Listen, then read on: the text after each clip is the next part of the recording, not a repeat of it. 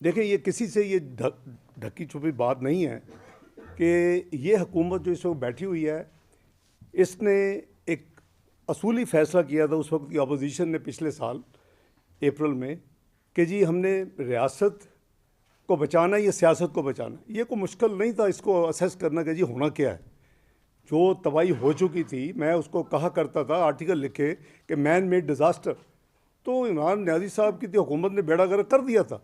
ये तो वर्चुअली शायद एजेंडा इंटेंशनल या अनइंटेंशनल यही शायद लगता था कि पाकिस्तान ये डुबो देगा पाकिस्तान को, उस दहाने पे तो तबाही करके पहुंच चुके थे हम।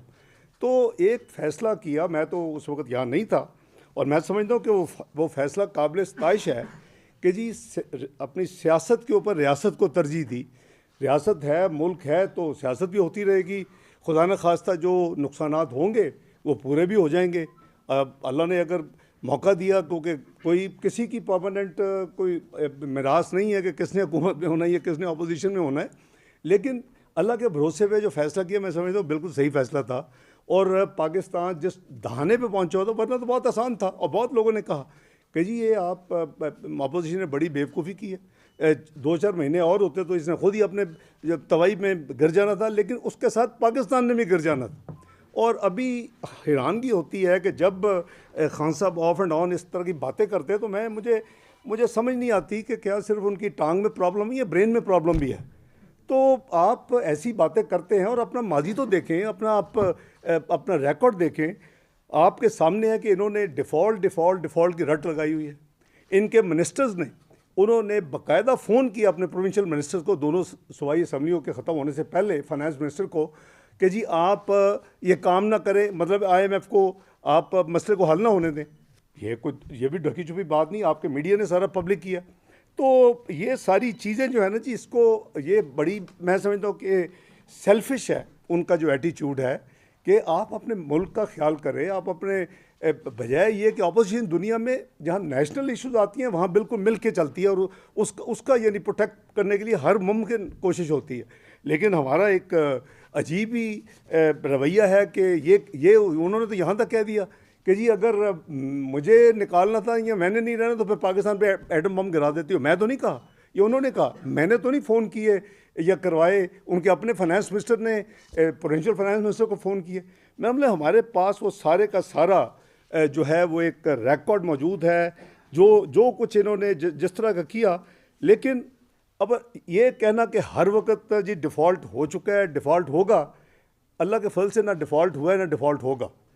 हाँ, हम प्रिकेरियस पोजीशन में थे और उसमें से हम गुजर रहे हैं। $2.8 बिलियन तक हम स्टेट बैंक में चले गए, लेकिन जो नेशनल रिजर्व थे वो फिर भी 9 बिलियन के करीब, 5.5 बिलियन के करीब आपके जो हैं वो कमर्शियल बैंकों के पास थे।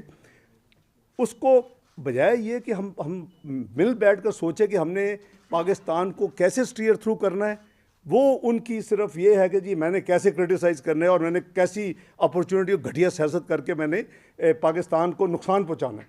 ये चीज़ें सारी दुनिया में देखी जा रही होती हैं, और ये चीज़ें नोट होती हैं, और लोग उसको बाकायदा सिर्फ नोट नहीं करते बल्कि उसका असर भी होता है, मार्केट्स पे भी होता है, फाइनेंशियल पे भी, स्टॉक मार्केट्स पे भी, और हम देख रहे हैं उसकी जो आउटकम है। तो मैं समझता हूँ कि मैं ज़रा आपके साथ थोड़े से दोबारा ज़रा रिव्यू कर लूँ कुछ नंबर्स, ताकि आपको भी थोड़ा सा रिफ़्रेश हो जाएंगे आप भी, और ज़रा इनकी परफॉर्मेंस भी सामने आ जाएगी कि जी सबसे पहले ये देख लेते हैं कि उन्होंने किया क्या है पाकिस्तान के लिए 45 महीने में।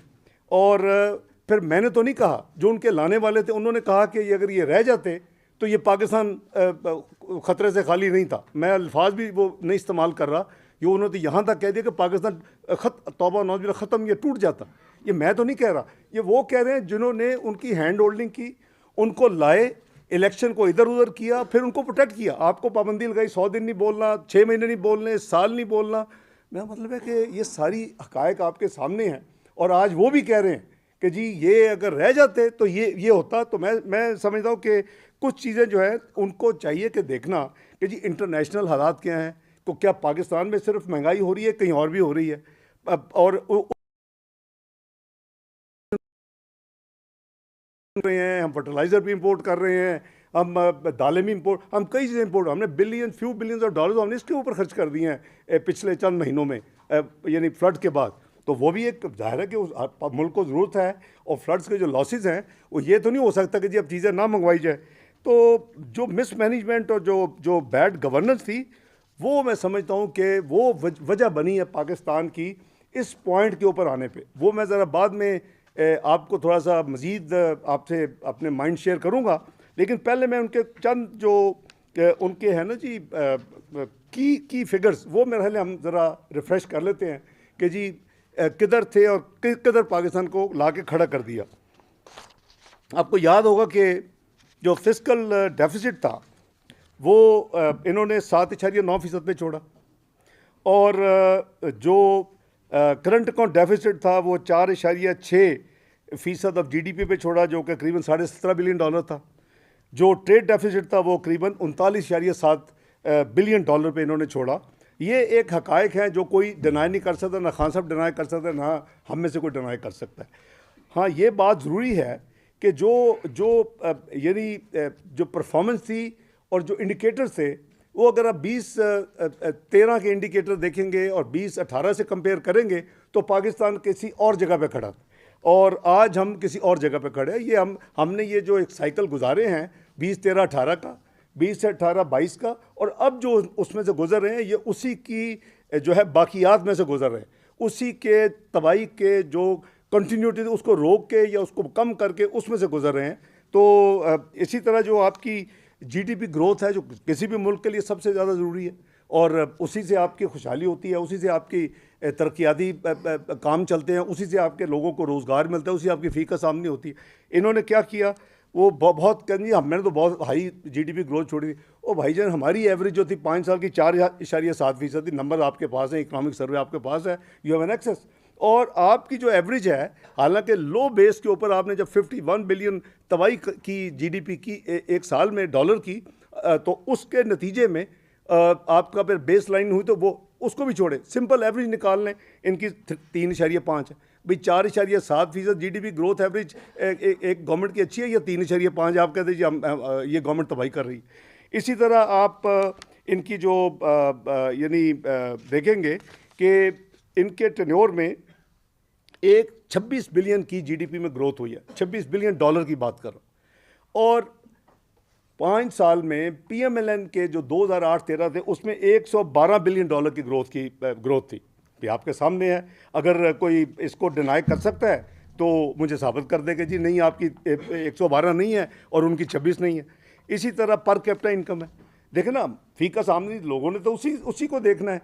तो हमने जो $1399 से पकड़ा और $1768 पे लेके गए 5 साल में, $1389 पर कैपिटा से 1768 तो इसका मतलब 27% हमने इजाफा किया, और अमाउंट जो है वो ऑलमोस्ट हमने $379 पर कैपिटा इनकम में हमने इजाफा किया, विच इज़ 27%। अब इनकी देख लें आप, यानी 42 महीने में इन्होंने सिर्फ $30 का इजाफा किया। उसमें 1768 था हमारा, उसको 1798 पर कैपिटा पे आमदनी छोड़ के गए। क्या ये कोई सेलिब्रेट करने का मुकाम है? और हमें कोई मुर्द इल्ज़ाम ठहराने का इल्ज़ाम है? अल्हम्दुलिल्लाह हमने परफॉर्म किया, हमने पाकिस्तान को ये नंबर दिए। ये बिल्कुल भूल गए हैं कि पाकिस्तान में ये हुकूमत के आते ही एक फ्लड्स का एक कैटास्ट्रोफी हुई, और उस फ्लड्स के नतीजे में 30 अरब से ज़्यादा डॉलर के पाकिस्तान के लॉसेस हुए हैं, और हंड्रेड्स ऑफ बिलियन जो हैं उसके लिए रिक्वायर्ड थे रेस्क्यू इमीडिएटली और हेल्प के लिए। वो अल्हम्दुलिल्लाह कई 100 अरब खर्च हुए और खर्च होंगे, लेकिन जो हमारी रिक्वायरमेंट अगले 3 से 4 साल वो $16 अरब की है। ऑलमोस्ट आप कह लें कि 4000 अरब रुपए की है, और $16 अरब जो है वो हम बैनुल-अक़वामी यानी ये ऐलान कर चुके हैं जिनेवा कॉन्फ्रेंस में कि आधे हम खुद करेंगे और आधे जो है वो हमें यानी सपोर्ट मिले, चाहे वो लोन्स हो। ज़ाहिर है मोस्टली तो प्रोजेक्ट लोन्स ही डिक्लेयर हुए हैं जो सपोर्ट मिली है। तो लेकिन अल्लाह का शुक्र है कि 8 बिलियन की जो रिक्वायरमेंट थी उससे कहीं ज़्यादा जिनेवा में प्लेजेस मिले, और वो इंशाअल्लाह। लेकिन मैं जो जिस रेफरेंस से बात कर रहा हूँ कि पाकिस्तान इस कैटास्ट्रोफी से भी गुजरा है, तो मैं गुजारिश कर रहा था कि हमें यानी इम्पोर्ट्स जैसे करनी पड़ी, तो ये दुनिया में जो जिस तरह की इन्फ्लेशन है, आपके सामने नंबर्स हैं कि जी जो FAO का जो इंटरनेशनल एक अदारा है, फूड एंड एग्रीकल्चर ऑर्गेनाइजेशन, वो उसके अपना है कि जी पिछले साल करीबन 14.3% जो फूड की जो मेन कमोडिटीज़ हैं उसमें 2021 और 2022 के दरमियान जो इंक्रीज़ आई है, तो पाकिस्तान के ऊपर तो उसका इफ़ेक्ट हुआ ही है। यानी आपका फ्लड्स की वजह से, जैसे मैंने अर्ज़ किया कि आपकी काफ़ी यानी फसलें तबाह हो गई। हम जो चीज़ें हम नॉर्मली नहीं मनाने की ज़रूरत होनी चाहिए, उसमें गंदम है, उसमें हमारे कुछ यानी और चीज़ें पल्सेस हैं उसमें। तो ये चीज़ें वो हैं जिसकी वजह से हमें ऑब्वियसली फॉरेन एक्सचेंज खर्च करनी चाहिए, तो की है। लेकिन वो जो ये फरमाते हैं कि जी गरीब आदमी की कमर टूट गई, तो वो बिल्कुल इस जो हमारी इन्फ्लेशन है वो इस वक्त 26% करीबन जुलाई से फरवरी का जो नंबर है वो 26.2% है। यहाँ आई एम श्योर सब लोग अप टू डेट हैं।